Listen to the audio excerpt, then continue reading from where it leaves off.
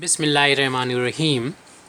एक क्लास 12 की mathematics part 2 class 12 NCERT में इंटीग्रल एक्सरसाइज 2.1 का सॉल्यूशन है। पहला क्वेश्चन से लेके 5 क्वेश्चन तक हमसे बोला गया है find an anti derivative. Anti derivative means integral और the following functions by the method of inspection.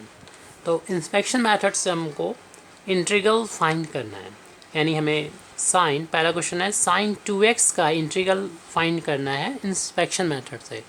Inspection method means यहाँ पर ये होगा कि हम जानते हैं कि जो इंटीग्रल होता है वो एंटी डेरिवेटिव होता है। तो हम डेरिवेटिव सोचें कि किस फंक्शन का डिफ्रेंसीशन करें कि इतना हमको मिले। तो हम लोग जानते हैं साइन का कॉस होता है, कॉस का साइन होगा। तो कॉस का डेरिवेटिव हम करें तो हम लोग जानते हैं कॉस का डेरिवेटिव हम लोगों का आता है कि माइनस का साइन 2x होता है, लेकिन ये x नहीं है, ये 2x है, इसलिए इसका दोबारा से डिफ्रेंसीशन हम x के रिस्पेक्ट में करेंगे। तो माइनस साइन 2x और 2 इंटू में है कांस्टेंट है, इसे डिफ्रेंसीशन के साइन से बाहर ले लेंगे और सिर्फ हमें x का ही डिफ्रेंसीशन करना पड़ेगा x के रिस्पेक्ट में, जो हम लोग जानते हैं, याद होता है हम लोगों को, ये 1 के इक्वल होता है। 2 इंटू में था, इसको हमने पहले लिख दिया और ये डिफ्रेंसीशन x का x के रिस्पेक्ट में 1 हो गया। तो इस तरीके से हमें वैल्यू मिली है माइनस का 2 साइन 2x, जबकि हमें सिर्फ साइन 2x का इंटीग्रेशन करना है जो हमें यहाँ मिल चुका है।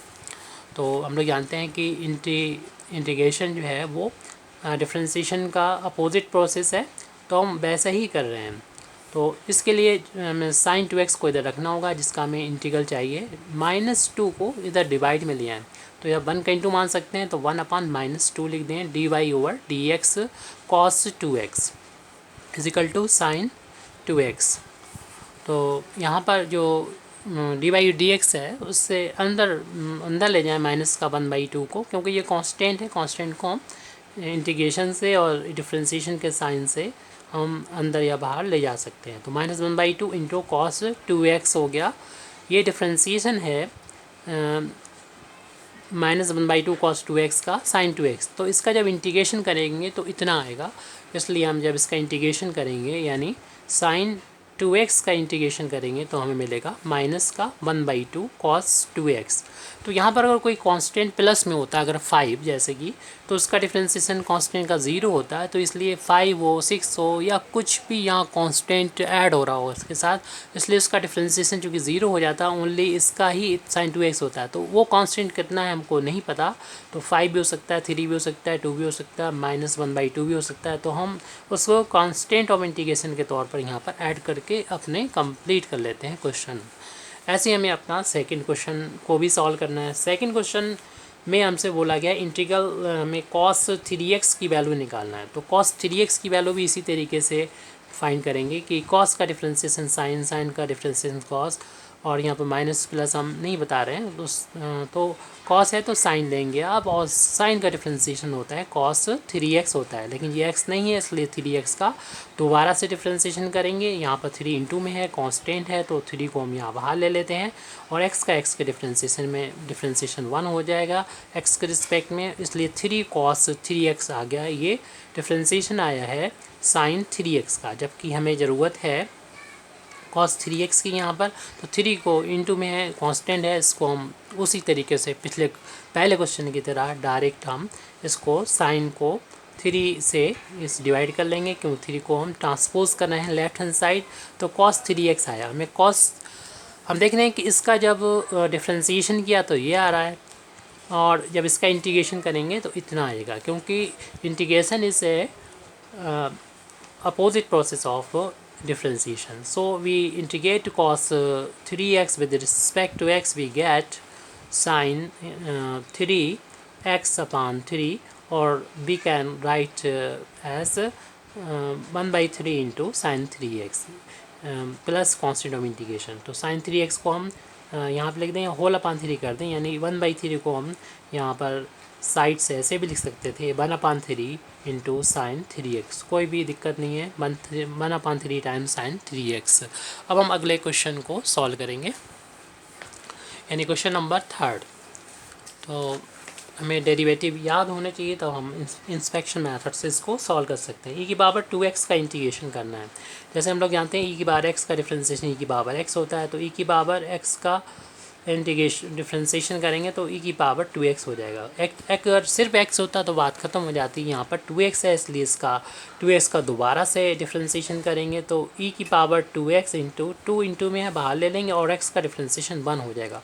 हमें चाहिए यहाँ पर इंटीग्रेशन करना ई की पावर 2x का, तो इसलिए इस 2 को उधर लेफ़्ट में ले जाएंगे पिछले क्वेश्चन नंबर फर्स्ट जैसा उसे, यानी 2x को 2 से डिवाइड कर देंगे। यानी इसका डिफ्रेंसिएशन करना है तो ये मिल रहा है, इसका इंटीग्रेशन करेंगे तो ये मिलेगा।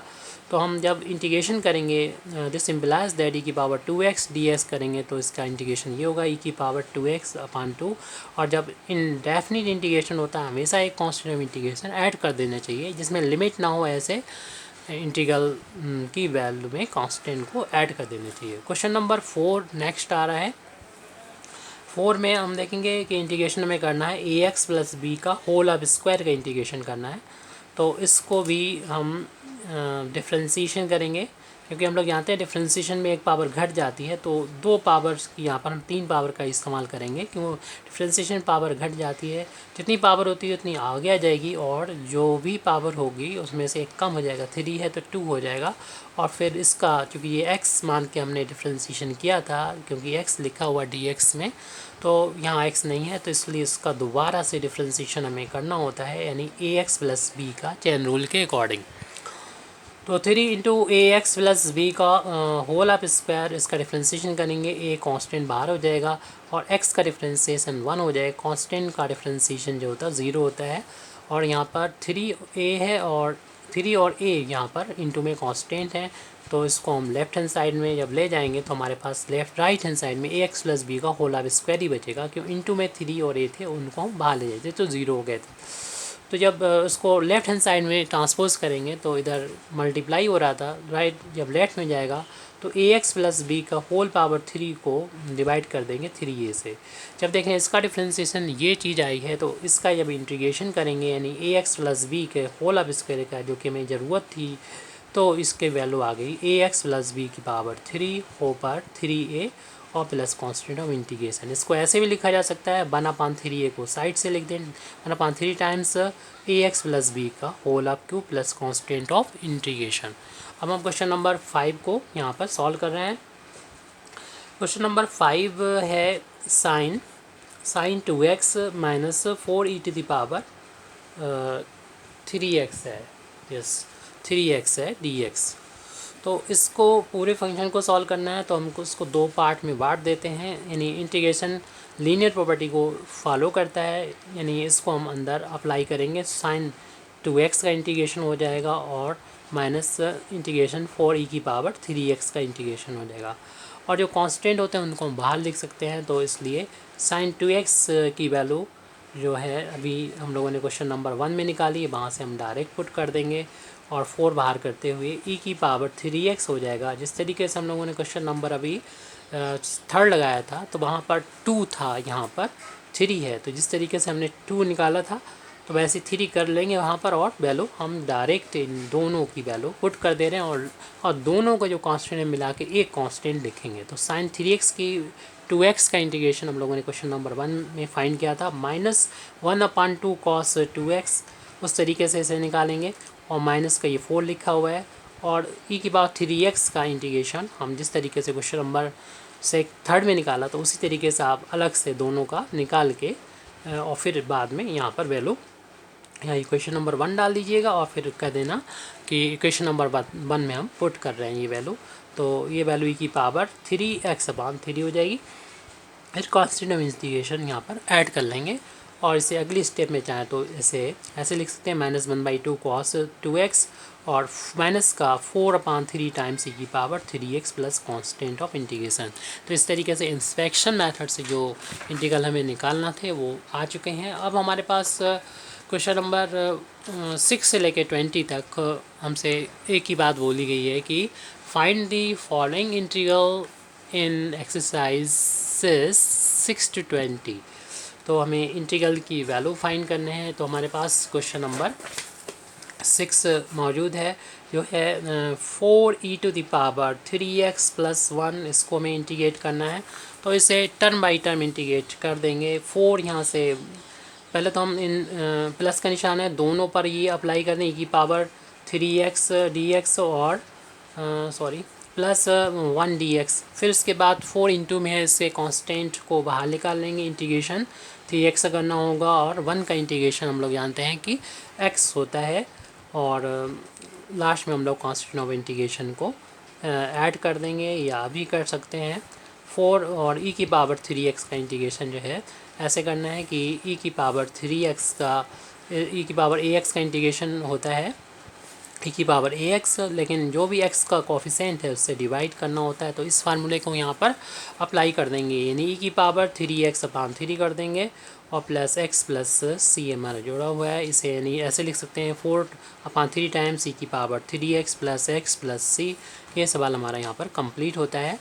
तो हम लोग जानते हैं कि 1 का इंटीग्रेशन जो है वो इस तरीके से लिख सकते हैं, किसी नंबर की पावर, किसी वेरिएबल की पावर 0 हो तो उसकी वैल्यू 1 होती है, और इंटीग्रेशन करते हैं तो इस फार्मूले का यूज़ करते हैं x⁻n dx का कि पावर एक ऐड हो जाती है उतने से डिवाइड हो जाता है। तो इस फार्मूले का जब यहाँ यूज़ करेंगे तो 0 में जब 1 ऐड होगा और उससे ही डिवाइड करेंगे जितनी पावर है, तो x⁻1/1 जब 1 पावर होती है तो लिखते नहीं है और 1 से डिवाइड करेंगे तो x के बराबर ही आ जाएगी। इसलिए हमने इसको 1 का इंटीग्रेशन डायरेक्ट x किया था, आगे से याद रखिएगा डायरेक्ट यूज़ करेंगे। क्वेश्चन नंबर 7 अब हमारा आ रहा है, उसमें इंटीग्रेशन करना है x² 1 - 1/x² का इंटीग्रेशन करना है। तो इसको हम x² का अंदर मल्टीप्लाई कर देंगे, 1 में इंटू होगा x² बन जाएगा। यहाँ पर जब इंटू करेंगे x² कैंसिल हो जाएगा, सिर्फ 1 बचेगा। और इसको हमें टर्म बाई टर्म इंटीग्रेशन करना है, यानी x² का अलग इंटीग्रेशन करना है, 1 का अलग इंटीग्रेशन करना है। तो x² का इंटीग्रेशन हम इस फार्मूले से कर सकते हैं, x⁻n dx का तो पावर एक बढ़ जाती है उतने से डिवाइड हो जाता है। तो यहाँ पर भी एक पावर बढ़ जाएगी, यानी 2 से एक बढ़ के 3 हो जाएगी और 3 से ही डिवाइड हो जाएगा। 1 का इंटीग्रेशन पहले ही बता चुके हैं क्वेश्चन नंबर 6 में डिटेल में। 1 का x होता है प्लस कांस्टेंट ऑफ इंटीग्रेशन को जोड़ के इस सवाल को कंप्लीट करेंगे। क्वेश्चन नंबर 8 हमारा अब आ चुका है। क्वेश्चन नंबर 8 को इंटीग्रेट करना है ax² plus bx plus c, और यहाँ पर हम लीनियर प्रॉपर्टी का यूज़ करते हुए तीनों टर्म का टर्म बाई टर्म इंटीग्रेशन करेंगे। फर्स्ट टर्म का इंटीग्रेशन x के रिस्पेक्ट में, सेकंड टर्म का इंटीग्रेशन x के रिस्पेक्ट में और थर्ड टर्म का इंटीग्रेशन x के रिस्पेक्ट में। तो a इंटू में है कांस्टेंट है बाहर ले लेंगे और x² dx हो जाएगा। b इंटू में है कांस्टेंट बाहर ले लेंगे, x का इंटीग्रेशन हो जाएगा। c में 1 का इंटू मान लें, c को बाहर लेने सिर्फ 1 बचेगा, इसका इंटीग्रेशन करना होगा। और इसका x² का इंटीग्रेशन में हम लोग जानते हैं इस फार्मूले का यूज़ करेंगे, x⁻n dx इक्वल टू एक पावर जुड़ जाती है यानी n+1, अपान में भी वही जो पावर है नीचे आ जाती है n+1। तो यहाँ पर जब इंटीग्रेशन करेंगे तो एक पावर यहाँ पर जुड़ के 3 हो जाएगी, अपान में भी 3 रहेगा, प्लस b बाहर ले लेंगे और x⁻1 है इसमें भी x⁻2 हो जाएगी और 2 से डिवाइड हो जाएगा। 1 का इंटीग्रेशन क्वेश्चन नंबर हम 6 में डिटेल में बता चुके हैं कि x होता है, और एक कांस्टेंट ऑफ इंटीग्रेशन चूँकि c आ चुका है तो c ना जोड़ें, कुछ और कांस्टेंट जो भी आपको अच्छा लगे कांस्टेंट ऑफ इंटीग्रेशन वो जोड़ सकते हैं, d जोड़ सकते हैं, या यहाँ पर हम k कांस्टेंट ऑफ इंटीग्रेशन जोड़ देते हैं, where k is constant of इस इंटीग्रेशन। अब हम क्वेश्चन नंबर 9 को यहाँ पर सॉल्व करेंगे। Integration 2x² plus e⁻x dx। अब इसको टर्म बाई टर्म इंटीग्रेट कर देंगे, यानी हमें इंटीग्रेशन करना होगा इस वाले टर्म का 2x² का, फिर इंटीग्रेशन करना होगा हमें e⁻x का, x के रिस्पेक्ट में। 2 इंटू में है कांस्टेंट है, इसे बाहर ले लेंगे, x² का इंटीग्रेशन करना है, प्लस e⁻x का इंटीग्रेशन e⁻x होता है। कांस्टेंट इंटीग्रेशन चाहे बाद में जोड़ें या अभी जोड़ दें। 2x² का इंटीग्रेशन करेंगे तो एक पावर इसमें जुड़ जाएगी यानी 3 हो जाएगी, अपान में भी 3 आएगा, प्लस e⁻x प्लस का c। ये कंप्लीट हो गया। इसमें ऐसे भी कर सकते हैं जैसे हमने e⁻x का इंटीग्रेशन किया तो एक कांस्टेंट c1 जोड़ दिया, जब इसका भी किया तो c2, अगले स्टेप में c1 और c2 दोनों को उठा के एक c कर देंगे। ये भी एक मेथड है, ऐसा भी कर देंगे तो अंडरस्टूड है, कोई गलत बात नहीं है। क्वेश्चन नंबर अब 10 को हम लोग यहाँ पर कंप्लीट करते हैं। Integration root x minus one upon square root x का होल अब स्क्वायर डी एक्स, इसको इंटीग्रेट करना है। तो सबसे पहले तो हम ए माइनस बी का होल अब स्क्वायर वाली आइडेंटिटी का यूज़ करते हुए इसको इंटीग्रेट करेंगे। फर्स्ट क्वांटिटी का स्क्वायर प्लस सेकंड क्वांटिटी का स्क्वायर माइनस दोनों क्वांटिटी का इंटू का ट्वाइस, इस फार्मूले का यूज़ करते हुए हम इसको सॉल्व करेंगे। तो यहाँ पर जो फर्स्ट क्वांटिटी है रूट एक्स है, इसका होल अब स्क्वायर करेंगे प्लस सेकंड क्वांटिटी यानी वन अपान रूट एक्स का होल अब स्क्वायर माइनस दोनों क्वांटिटी का इंटू का ट्वाइस कर दिया जाएगा। और फिर इसके बाद यहाँ पर डी एक्स हम लिख देंगे। अब यहाँ पर हम देख रहे हैं कि रूट से स्क्वायर कैंसिल होकर ओनली एक्स बचेगा। ऐसे ही वन का स्क्वायर वन करेंगे, स्क्वायर रूट से एक्स कैंसिल होकर स्क्वायर रूट से स्क्वायर से स्क्वायर रूट हट जाएगा, एक्स आ जाएगा और ये कैंसिल होकर ओनली टू बचेगा। अब हम यहाँ पर तीन टर्म मिल गए हैं प्लस का निशान माइनस के निशान के साथ। अब इनको टर्म बाई टर्म इंटीग्रेशन कर देंगे। एक्स का इंटीग्रेशन करना होगा, वन अपान एक्स का इंटीग्रेशन करना होगा और माइनस टू बाहर ले लें। तो यहाँ वन का इंटू माना था हमने, टू को बाहर ले लिया, वन बचा, वन का इंटीग्रेशन करना है। एक्स का इंटीग्रेशन करना तो वन का हम लोग जानते हैं अभी फार्मूला क्वेश्चन नंबर 6 से यूज़ हो रहा है, पावर एक जुड़ जाएगी यानी टू, उतने से ही डिवाइड कर देंगे। और वन अपान एक्स का फार्मूला में याद होने चाहिए, वन अपान एक्स के इंटीग्रेशन की वैल्यू होती है लॉग मॉड एक्स होती है और प्लस कांस्टेंट ऑफ इंटीग्रेशन। तो यहाँ पर वन अपान एक्स डायरेक्ट हमारे स्टैंडर्ड फार्मूला बन जाएगा यानी log of mod x minus, क्यों लॉग नेगेटिव में नहीं होता इसलिए मॉड लगा दिया जाता है। अगर लॉग एक्स भी लिखा है तो उसका मतलब मॉड एक्स ही होगा यानी पॉजिटिव वैल्यू ही होगी यहाँ पर। और यहाँ वन का इंटीग्रेशन एक्स हो जाएगा और लास्ट में कांस्टेंट ऑफ इंटीग्रेशन को यहाँ पर ऐड कर देंगे। क्वेश्चन नंबर अब हमें 11 पर जाना है। क्वेश्चन नंबर 11 में किस फंक्शन का इंटीग्रेशन करना है, ये है function x cube plus 5x square minus 4 अपान एक्स स्क्वायर। तो इसको भी हम टर्म बाई टर्म इंटीग्रेट करना चाहेंगे, तो इसके लिए हम इसको डिवाइड कर देते हैं एक्स स्क्वायर से और इसको टर्म बाई टर्म भी डिवाइड कर सकते हैं। मीन्स इसको एक्स क्यूब अपान एक्स स्क्वायर ऐसे करके लिख दें, plus 5x square upon x square ऐसे करके लिख दें, माइनस 4 अपान एक्स स्क्वायर, इस तरीके से हमने लिख के टर्म बाई टर्म डिवाइड कर लिया।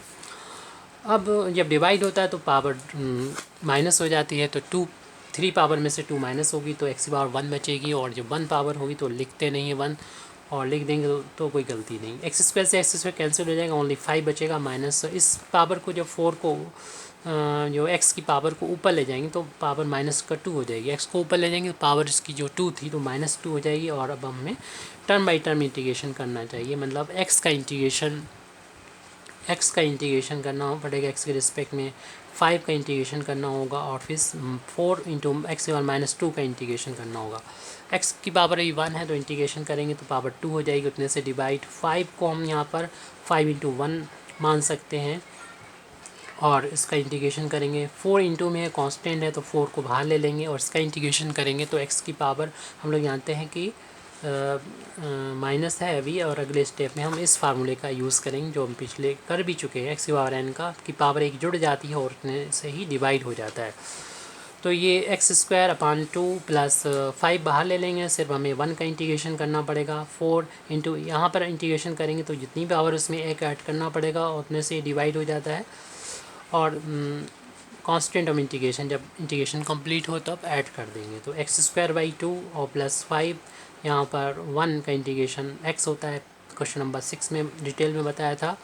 4x की पावर यहाँ पर -1 होगा, अपान में भी इनका डिफरेंस -1 लिखा है, सेम होती है पावर ये, और ये माइनस इसको प्लस कर देगा, यानी इसको लिख सकते हैं 1/2 भी लिख सकते हैं, x times x square plus 5 times x, ये माइनस माइनस प्लस हो जाएगा 4, और इस पावर को x की पावर को प्लस करने के लिए हमें लिख देना चाहिए इसको 1/x plus constant of integration, और ये हमारा सवाल कंप्लीट होता है। क्वेश्चन नंबर 12 को देखते हैं, यानी 12 क्वेश्चन को सॉल्व करते हैं।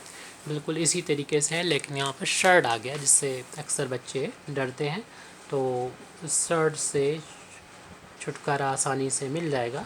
क्वेश्चन नंबर 11 जैसे किया था वैसे ही टर्म बाई टर्म डिवाइड कर देंगे और फिर टर्म बाई टर्म इंटीग्रेट करना होगा।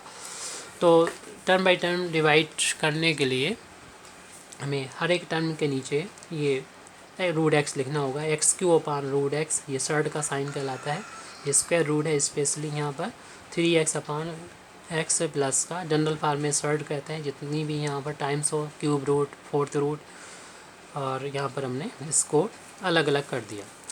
अब इंटीग्रेशन भी इन टर्म का भी टर्म बाई इंटीग्रेशन भी कर लें, साथ में पावर भी कलेक्ट करते जाएंगे, क्योंकि अभी x की पावर 3 है और सर्ड का मतलब होता है यानी स्क्वायर रूट का मतलब होता है 1/2 होता है, और +3 इंटू में है कांस्टेंट है, बाहर भी करते चले जाए, और x की पावर ऊपर 1 लिखी हुई है और नीचे जो पावर है x रूट जैसे हटाएंगे, जैसे इधर लिखा था 1/2 वैसे लिख देंगे।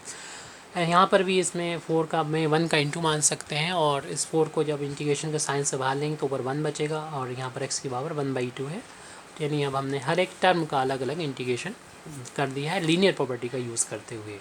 और जब हम डिवाइड करते हैं तो पावर सेम बेस की माइनस हो जाती है, तो 3 में से माइनस करेंगे 1/2, तो 3/1 करते हुए 2 एलसीएम ले लेंगे, 2 का इधर इंटू का 6, 1 का इधर इंटू करेंगे, यानी एलसीएम लेके जैसे चाहे सॉल्व करें तो 5/2 यहाँ पर बचेगा, x की पावर अब 5/2 बचेगा। आप कैलकुलेशन कैसे भी कर सकते हैं, dx प्लस का 3, x की पावर 1 में से 1/2 माइनस करेंगे, और 1 में से 1/2 को माइनस कर दिया तो dx बचेगा, हाफ पावर बचती, वैसे इसको ऊपर ले जाएंगे तो पावर बचेगी माइनस के 1/2।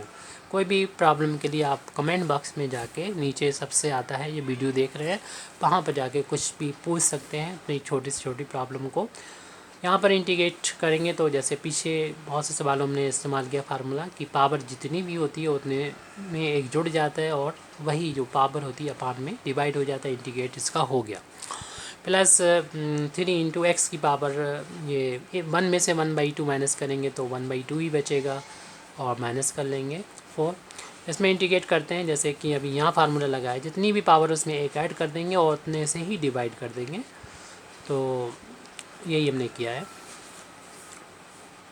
यहाँ 1 जोड़ना रह गया था, तो अब इसमें पावर ऐड करेंगे, एलसीएम लेके इसको सॉल्व करेंगे, यानी 5/2 प्लस 1 में को ऐड करना है तो 1 1 कर देंगे, 2 एलसीएम लेंगे तो ये 5 + 2 का इधर इंटू हो जाएगा, तो ये 7/2 आ जाएगा। डायरेक्ट भी कर दें आप जानते हैं तो कोई प्रॉब्लम नहीं, जिन बच्चों को प्रॉब्लम है उनके लिए ये हमने दिखाया था, और उसमें भी दिक्कत हो तो डिटेल में हमें से पूछ सकते हैं अलग से। 3 इंटू इसमें इंटीग्रेट करेंगे तो पावर एक जुड़ जाएगी और अपने से ही डिवाइड हो जाएगा, प्लस 4 इंटू एक्स की पावर 1 में से 1/2 जब माइनस होगी तो 1/2 बचेगा, अपान में भी 1/2 बचेगा प्लस कांस्टेंट, और ये डबल अपान में है 2 तो 2 का ऊपर जाके इंटू हो जाएगा, 7 नीचे रहेगा, इतना टाइम्स एक्स की पावर हो जाएगी 7/2, प्लस यहाँ 1 बचा था उसे लिख देंगे 3 इंटू एक्स की पावर, ये भी 3/2 हो जाएगा, ये 3/2 है, प्लस ये 2 का ऊपर जाके 4 में मल्टीप्लाई हो जाएगा, अपान में 1 है तो छोड़ दीजिए उसको, 1 से डिवाइड करेंगे इतना ही आ जाएगा, प्लस सी। इसे लिख सकते हैं 2/7 एक्स की पावर 7/2 प्लस, तो ये 2 ऊपर पहुँचेगा, 3 इंटू 2 अपान में 3 रहेगा, एक्स की पावर 3/2 प्लस ये 8 टाइम्स हो जाएगा, 1/2 का स्क्वायर रूट भी लिखा जा सकता है, प्लस सी। 2/7 एक्स की पावर 7/2 को लिख सकते हैं 3 + 1/2, ऐसे भी लिख सकते हैं, ऐसे भी छोड़ सकते हैं, जैसे लिखा है 3 से 3 ये कांस्टेंट है, कैंसिल कर दिया 2 बचा, और इस पावर को भी ऐसे छोड़ सकते हैं या 1 + 1/2 लिख सकते हैं, और प्लस 8√x प्लस का c, और इसको हम ऐसे कर सकते हैं x की पावर 3 अलग कर लें और x की पावर 1/2 अलग कर लें, यानी जब इंटू होता है तो पावर ऐड हो जाती है, ऐड की पावर को इंटू की फार्म में हमने लिख दिया, x की पावर 1 इंटू में x की पावर 1/2 प्लस x√x प्लस का c, तो 2/7 एक्स की पावर 3, 1/2 को हम √x भी लिख सकते हैं, 2x√x लिख देंगे प्लस 8√x प्लस का c। अब चाहें तो √x को हम यहाँ पर कॉमन ले सकते हैं या फिर हम इतना ही छोड़ सकते हैं, हमारा आंसर जहाँ पर भी इंटीग्रेशन का साइन हट गया वहाँ पर आंसर छोड़ सकते हैं, गलत नहीं करेंगे, बस जहाँ तक आप कर सकें इसको सही से वो करते रहें, और जब मर्जी हो इसको छोड़ दें इंटीग्रेशन के साइन हटने के बाद। अब ऐसा है इसमें 7 एलसीएम भी लिया जा सकता था, फिलहाल हम इसको छोड़ते हैं, अगले क्वेश्चन 13 की तरफ बढ़ रहे हैं। 13 क्वेश्चन है अपना, तो इसमें आपको डिवाइड टर्म बाई टर्म भी कर सकते हैं, लेकिन थोड़ा सोचना पड़ेगा, लेकिन डायरेक्ट डिवाइड कर लें अगर समझ में कभी ना आ रहा हो तो पूरे को डिवाइड कर सकते हैं। फ़िलहाल हमें समझ में आ गया है कि ये कैसे डिवाइड होगा, कि अगर हम ये 4 टर्म में 2-2 में बांट दें और फिर हम कॉमन ले लें तो फिर ये एक जैसा बन जाएगा। तो यहाँ पर हम बांटते हुए भी चल रहे हैं, यानी ये प्लस से इन दोनों को सेपरेट कर देंगे, यानी x cube minus x square upon x minus one कर देंगे, क्योंकि इसी में एक्स माइनस वन वाला टर्म ऊपर मिलेगा और कैंसिल हो जाएगा। D x plus x minus one अपान एक्स माइनस वन, इसको यहाँ पर हमने सेपरेट कर लिया है दो टर्म को। ये तो पूरा पूरा कैंसिल हो जाएगा वन टाइम्स, और इसके फैक्टर करना होंगे, यानी हमें कॉमन ले मिल रहा है एक्स स्क्वायर, इन दोनों में से एक्स स्क्वायर को कॉमन ले लेंगे तो एक्स माइनस वन मिलेगा अपान में एक्स माइनस वन। बहुत छोटी प्रॉब्लम होगी, हम बड़ी समझ रहे थे। यहाँ पर वन बचेगा डी एक्स, और ये कैंसिल हो गया, देखने में बड़ी लग रही थी। सिर्फ एक्स स्क्वायर का इंटीग्रेशन करना होगा और वन का इंटीग्रेशन करना होगा, तो एक्स स्क्वायर का integration x cube by three होता है और वन का इंटीग्रेशन एक्स होता है। पीछे के क्वेश्चन में उसमें स्क्वायर था तो पावर एक जुड़ गई, उतने यानी थ्री से ही डिवाइड हो गया, और एक सी को ऐड कर देंगे कांस्टेंट ऑफ इंटीग्रेशन को, सवाल कंप्लीट हो जाता है यहाँ से। क्वेश्चन नंबर 14 हमारा 14 क्वेश्चन को देखेंगे। One minus x root x का मल्टीप्लाई ब्रैकेट के बाहर दिखाई पड़ रहा है, ब्रैकेट को ओपन कर देंगे और रूट एक्स का इन दोनों टर्म में मल्टीप्लाई करेंगे। जब वन में इंटू करेंगे तो रूट एक्स आ जाएगा, और एक्स में इंटू करेंगे एक्स रूट एक्स आ जाएगा, और एक्स रूट एक्स जो लिखा है उसमें पावर को कलेक्ट कर लें, यानी और इंटीग्रेशन को माइनस दो टर्म है इन दोनों टर्म पर बांट देंगे, यानी इंटीग्रेशन रूट एक्स पर लग जाएगा, इंटीग्रेशन एक्स रूट एक्स पर लग जाएगा, और एक्स रूट एक्स जो लिखा हुआ था एक्स की पावर यहाँ पर 1/2 है। आप लोग डायरेक्ट भी कर सकते हैं, फिलहाल यहाँ पर रूट एक्स था उसकी पावर 1/2 कर दें, माइनस ये पावर नहीं लिखी होती तो 1 होती है, और यहाँ पर पावर ऐड हो जाएगी 1 + 1/2, तो 1 और हाफ डेढ़ होता है, डेढ़ मतलब 3 का हाफ यहाँ पर हम जब हम बांटें तो dx भी लिखना पड़ेगा दोनों में, तो x की पावर 3/2। अब दोनों टर्म का इंटीग्रेशन कर देंगे, तो इंटीग्रेशन जब करते हैं सिर्फ x होता है अलजेब्रिक में, तो पावर 1 ऐड करके उतने से ही डिवाइड कर देते हैं। ऐसा इस टर्म के साथ में भी x की पावर 3/2 में 1 ऐड कर दिया, 3/2 में 1 ऐड कर दिया, और एक कॉन्स्टेंट इंटीग्रेशन को ऐड कर दिया। अगर ज़्यादा स्पीड लग रही हो आपको तो उसको स्लो मोड पर ले जाके आप वीडियो को देख सकते हैं। तो पावर यहाँ पर 3/2 हो जाएगी, और ये जोड़ने पर 3/2, और कोई भी छोटी सी बात नहीं समझ में आ रही हो तो आप अलग से डिमांड कर सकते हैं कमेंट बॉक्स में नीचे जाके। ये पावर हो जाएगी 5/2 और 5/2, और कुछ कोई स्लो भी लग रहा होगा तो फास्ट में देख सकते हैं उसको। डबल अपान में तो उस 2 का ऊपर जाके इंटू हो जाएगा, x की पावर 3/2 माइनस 2/5 x की power 5/2 plus constant of integration. यहाँ पर क्वेश्चन नंबर हमारा 14 भी कंप्लीट होता है। अब क्वेश्चन नंबर हम 16 पर जाते हैं। 16 क्वेश्चन जो है वो हमारा 2x minus 3 cos x plus e की पावर x, पूरा फार्मूले पर ही डिपेंड करता है, फार्मूले याद हैं कर सकते हैं। टर्म बाई टर्म इंटीग्रेशन कर देंगे, यानी 2x का अलग इंटीग्रेशन माइनस फिर 3 cos x का इंटीग्रेशन, लीनियर प्रॉपर्टी का यहाँ पर यूज़ करते हुए। फिर 2 इंटू में है कांस्टेंट है, तो इस 2 को हम बाहर लिख लेंगे। फिर हमें x का अगले पेज पर हम देख रहे हैं 2 को बाहर लेते हुए x का इंटीग्रेशन जो है वो हमें यहाँ पर करना होगा, तो x का ये इंटीग्रेशन यहाँ पर हम कर रहे हैं। उसके बाद माइनस का साइन है, 3 इंटू में कांस्टेंट बाहर ले लिया, cos x का इंटीग्रेशन करना है और e की पावर x का इंटीग्रेशन करना है। तो x का इंटीग्रेशन में पावर 1 है फ़िलहाल, तो ये 2 हो जाएगी, अपान 2 से डिवाइड हो जाएगा। cos का इंटीग्रेशन हम लोग जानते हैं कि साइन x होता है, और e की पावर x का इंटीग्रेशन e की पावर x होता है। कांस्टेंट में इंटीग्रेशन जोड़ दिए, 2 से 2 कट रहा है, तो x² माइनस का 3 साइन x और प्लस e की पावर x, ये साइन x है, प्लस c। कंप्लीट हो गया ये सवाल हमारा। क्वेश्चन नंबर था ये 16। क्वेश्चन नंबर 17 को देखेंगे। क्वेश्चन नंबर 17 है ई की 2x² minus 3 sine x plus 5 times root x d x.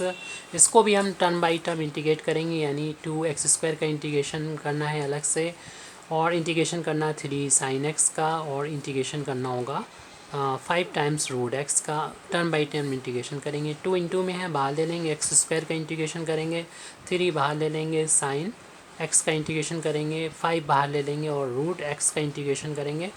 तो यहाँ पर ये पावर 2 है तो एक पावर बढ़ जाएगी, उतने से ही डिवाइड हो जाएगा। फिर उसके बाद हम यहाँ पर जब साइन का करेंगे तो साइन का इंटीग्रेशन याद कर लीजिए, माइनस के cos x होता है, और 5 ये रूट हटाएंगे तो पावर 1/2 हो जाएगी, आपको पता है, और 1/2 पावर है तो फिर हमें इंटीग्रेट करेंगे, पावर एक जुड़ जाएगी, उतने से ही डिवाइड हो जाएगा और कांस्टेंट में इंटीग्रेशन कर देंगे।